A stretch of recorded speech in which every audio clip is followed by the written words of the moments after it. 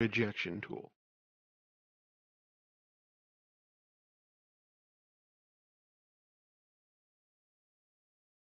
Use a heat gun or a blow dryer to heat around the edges of the back cover to soften the adhesive beneath.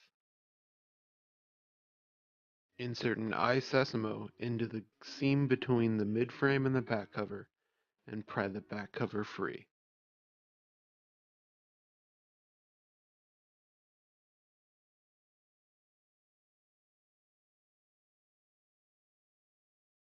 To separate the two halves of the midframe, we will remove the 13 small Phillips screws from around the device.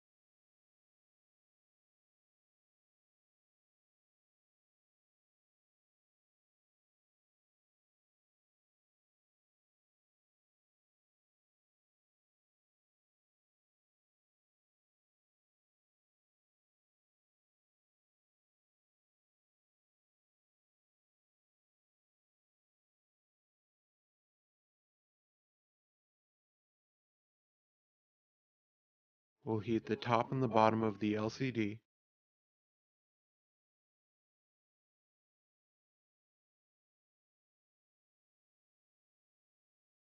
We'll then insert an eye-sesamo into the seam between the LCD assembly and the midframe. Once we've developed a small gap, we can switch to a plastic opening tool to pry the two halves apart.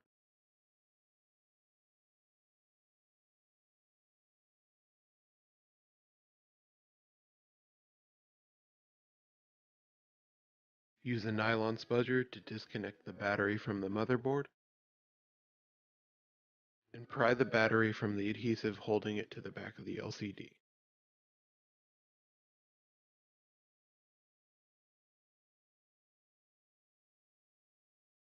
We'll use a nylon spudger to disconnect the ear speaker. We'll disconnect the LCD, disconnect the home button, and then both interconnect cables. Lift the motherboard from the top of the device, and then disconnect the dock port assembly from the underside of the motherboard. Take the motherboard and set it aside.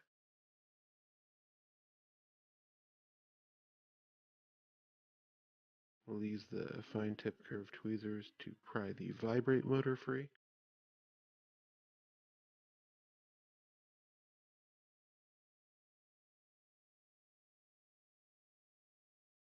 Then we'll run the tip of the tweezer along the top of the ear speaker to free the ribbon.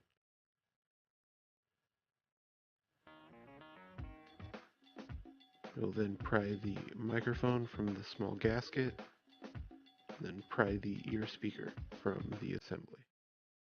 We will reseat the ear speaker, and then reseat the microphone into the gasket.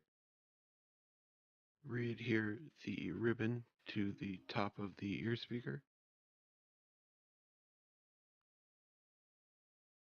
We'll replace the vibrate motor. Reconnect the charging dock port assembly to the bottom of the motherboard.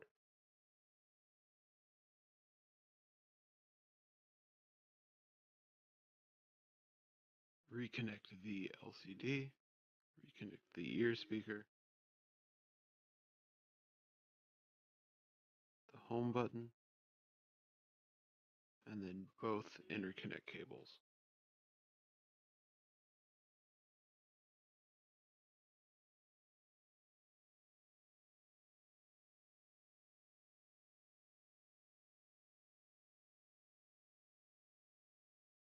Re-adhere the battery to the back of the LCD,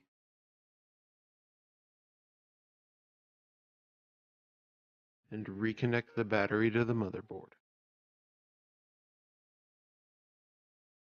We'll insert the bottom half of the LCD assembly with the charging port connection into the midframe first. Then we'll press the LCD assembly into the midframe, and we'll replace all 13 small Phillips screws.